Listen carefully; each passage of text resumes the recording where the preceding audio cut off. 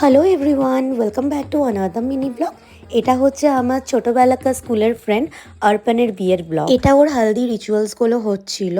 আমি সকালবেলা ওর রিচুয়ালসে থাকতে পারিনি কারণ আমার অফিস ছিল, তাই আমি বিকেলবেলা গেছিলাম।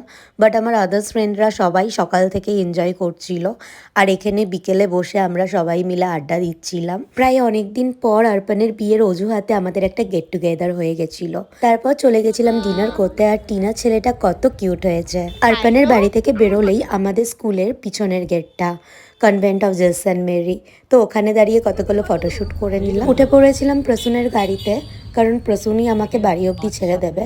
তো প্রথমে বিশালকে ছাড়ার পরে তানিয়াকে ছাড়ার পরে দেন লাস্টে ছিল আমার ডেস্টিনেশন। পুরোনো সব ফ্রেন্ডসদের সাথে দেখা হওয়ার পর আজকের দিনটা বেশ ভালোই কাটলো।